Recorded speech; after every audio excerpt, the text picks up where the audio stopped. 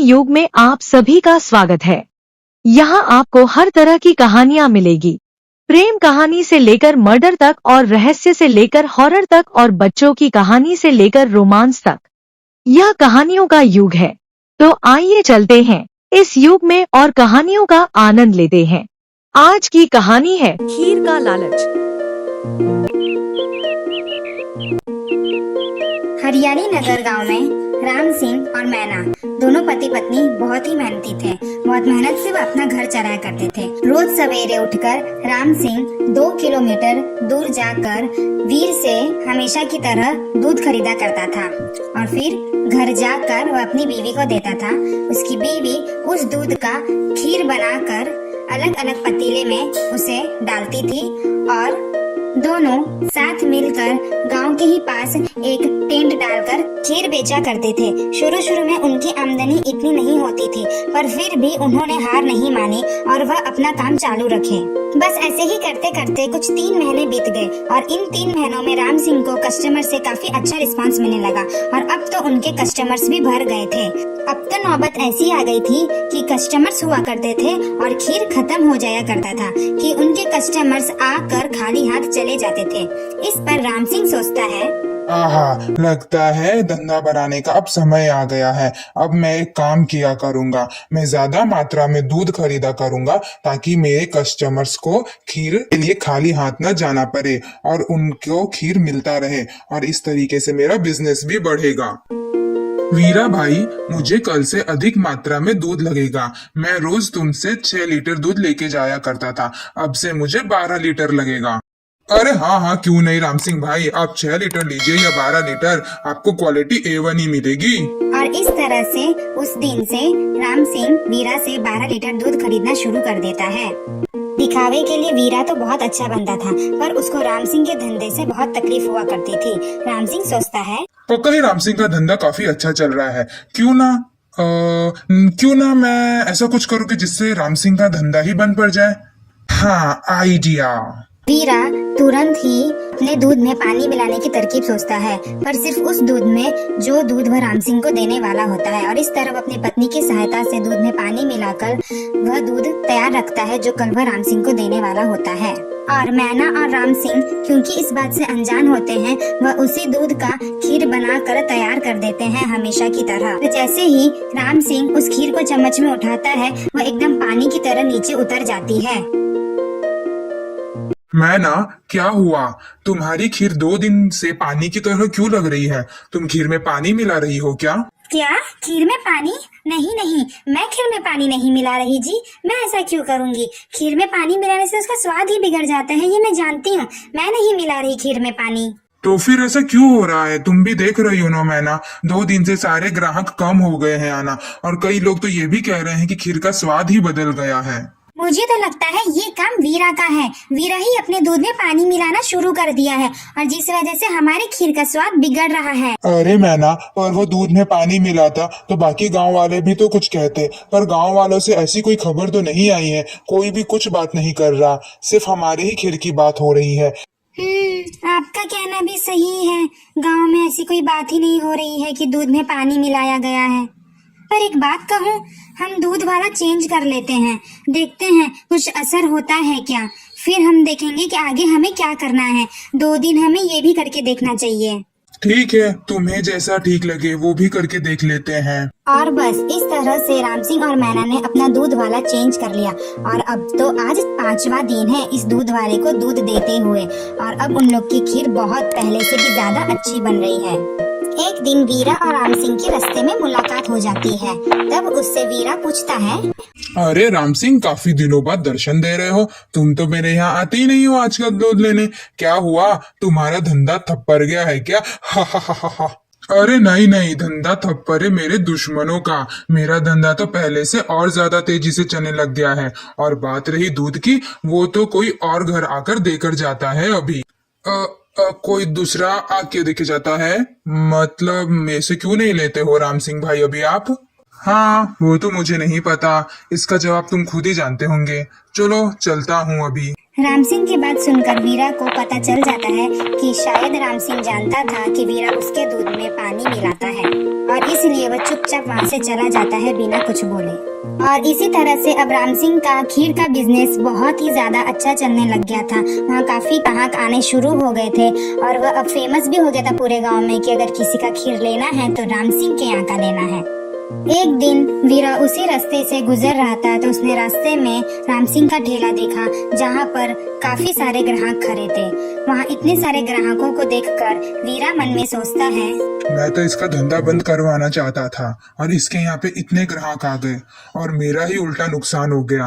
राम सिंह मेरे से 12 लीटर जो दूध लेता था रोज का वह भी बंद हो गया मेरी ही बेवकूफी की वजह से। न जाने क्यों बहुत गुस्सा आ रहा है, कुछ तो करना होगा। ऐसा सोच वीरा तुरंत राम सिंह के दुकान पर जाता है। राम सिंह, पिछले महीनों में मेरे धंधे में काफी नुकसान हुआ है, मेरी मदद करोगे? हाँ वीरा भाई, जो बन पड़ेगा वो जरूर करूंगा, बोलो। सोच रहा हूँ दूध के धंधे के साथ साथ दूसरा धंधा भी खोलूं। मुझे तुम्हारी जरूरत है उसमें। तुम्हारा खीर का जो धंधा है वह इस एरिया में तो है ही। मैं सोच रहा हूँ तुम्हारे ही नाम का राम सिंह खीर बोलकर गांव के दूसरे तरफ भी यह धंधा डाल देता हूँ। गांव का एक तरफा तुम संभालो, दूसरा तरफा मैं संभालूंगा। जो भी उससे कमाई होगी उसका 60 तुम रखना, 40 मैं रखूंगा। क्या तुम्हें मंजूर है? वैसे वीरा, सच कहूं तो गांव के हर तरफ के लोग मेरे यहाँ से आते हैं मेरा खीर लेने के लिए, पर क्योंकि तुमने कहा कि तुम्हारा धंधे में नुकसान चल रहा है इसीलिए मैं तुम्हारे मदद के लिए 1 महीना तुम्हें ये धंधा सौंप देता हूँ उस तरफ के गांव का। हम कर लेंगे 60 और 40। ऐसा बोल राम सिंह उसे खीर से भरा मटका दे देता है ताकि वो वहाँ जाकर अपना धंधा शुरू कर सके। पर वीरा उसे धोखा देने की मंशा से उसके खीर में मिलावटी करना शुरू कर देता है। वह खीर को गैस पर चढ़ाकर उसमें खाने का ऐसा पदार्थ मिलाता है जिससे स्वाद में तो फर्क ना पड़े पर पेट में जाकर तकलीफ हो जाए। उस दिन राम सिंह पूरे गांव वालों को अपने घर बुलाया होता है खीर खाने के लिए, ये कहकर कि वो अपना नया धंधा शुरू कर रहा है। और वह सबको ये भी बताया होता है कि वह राम सिंह का खीर लेके आया है। और राम सिंह के खीर के नाम से गाँव के सारे लोग वीरा के घर आते हैं खीर खाने के लिए, ये कहकर कि नया दुकान खुल रहा है तो एक तो मुफ्त में मिल रहा होगा और दूसरा राम सिंह की खीर है। पर खीर खाते ही सबके पेट में तकलीफ शुरू हो जाती है और ये खबर पूरे गांव में फैलती है, जिस वजह से वहाँ का जमींदार वीरा के घर पहुँचता है। हे भगवान, ये सब कैसे हुआ? तुम लोगों के पेट में इतना दर्द क्यों हो रहा है? क्या वजह है ये सब की? साहब जी, ये सब राम सिंह के खीर की वजह से हो रहा है। राम सिंह का खीर? राम सिंह बीच में कैसे आता है? खीर तो तुम्हें वीरा ने खिलाई है ना? हाँ साहब जी, खीर मैंने खिलाई है मेरे घर से, पर लाई तो मैंने राम सिंह के यहाँ से है ना। सैनिकों, जाकर राम सिंह को पकड़ लिया जाए। क्या हो रहा है? क्यों पकड़ा जा रहा है मुझे? अरे छोड़ो, तुम सबको पता है मैं ऐसा नहीं कर सकता, छोड़ो मुझे। पर राम सिंह की बात कोई नहीं सुनता और उसको पकड़ के जमींदार के पास ले जाया जाता है। राम सिंह, तुमसे ये उम्मीद नहीं थी। तुम्हें इस गांव में धंधा करते हुए करीबन 6 महीने हो गए हैं, तुमने तो ऐसा कभी नहीं किया, फिर इस बार ये सब करने की क्या जरूरत थी? नहीं साहब जी, मैंने सच में नहीं किया है। आप ये जानते हैं कि मैं नहीं कर सकता ऐसा। मैंने कुछ नहीं किया है। वो वीरा ही है जो कब से मेरे पीछे लगा है। सैनिकों, राम सिंह को ले जाया जाए और कारावास में डाल दिया जाए। नहीं, छोड़ो मुझे, मैं कह रहा हूँ। मैना अपने पति को इस हालत में देख बहुत उदास हो जाती है और उसे गुस्सा भी आता है। वह सोचती है, राम सिंह तो ऐसा नहीं कर सकते, जरूर ये सब वीरा का ही किया धरा है। क्यों ना मैं इस वीरा के पीछे जाकर देखूं कि चल क्या रहा है आखिर। मैना सीधा वीरा का पीछा करने लगती है और वह वहाँ पहुंचकर सब सुन लेती है। अरे भाग्यवान, आज तो मजा ही आ गया। आज मैंने उस राम सिंह के बच्चे को मजा चखा दिया।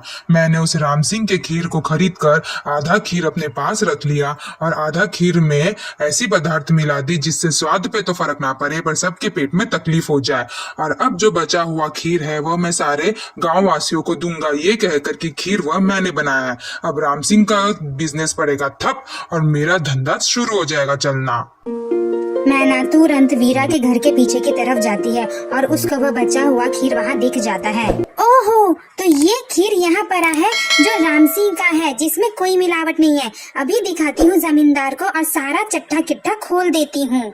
मैना वह आधा खीर से भरा मटकी उठाकर सीधा जमींदार के पास पहुंचती है और उन्हें वह खीर दिखाती है और वह सारी बात बता देती है जो उसने वीरा को अपनी पत्नी से बात करते हुए सुना था। और जमींदार को प्रूफ हो इसलिए खुद मैना उस खीर को खाकर जमींदार के सामने दिखाती है कि उसे कुछ नहीं हुआ और इस तरह जमींदार विश्वास कर लेता है मैना की बात पर। मुझसे बहुत बड़ी गलती हो गई मैना, मुझे माफ करना कि बिना कुछ सुने मैंने राम सिंह को सजा दे दी। सैनिकों, जाओ जाकर उस दुष्ट वीरा को पकड़ लाओ और कड़ी से कड़ी सजा होनी चाहिए। और इस तरह वीरा को अपने किए की सजा मिल जाती है। ये मैंने क्या कर लिया अपने साथ। जलन और ईर्ष्या की भाव ने मुझे कहां से कहां पहुंचा दिया। सबसे पहली बात, मुझे खुद के धंधे से खुश रहना चाहिए था, पर मैंने ऐसा नहीं किया। और तो और उसका धंधा ज्यादा अच्छा चल रहा है ये सोचकर मैं उसका धंधा बंद करने चला गया जलन भाव में, और उस वजह से आज मेरा ही धंधा बंद हो गया और मुझे ही कारावास झेलना पड़ रहा है। मेरी वजह से मेरे परिवार वालों को कितनी तकलीफ हो रही है। और यहाँ पर राम सिंह और मैना पहले की तरह साथ काम कर रहे होते हैं। मैना खीर बना रही होती है और राम सिंह उसका साथ दे रहा होता है। पहले की तरह कस्टमर्स काफी होते हैं उनके दुकान पर और वह इस तरह खुशी खुशी अपना जीवन यापन करते हैं। तो दोस्तों, आप सबको कहानी कैसी लगी कमेंट करके जरूर बताएं और अपने दोस्तों को भी शेयर करें। और ऐसे ही दिलचस्प कहानियों के लिए हमारे चैनल कहानी युग के साथ जुड़े रहे।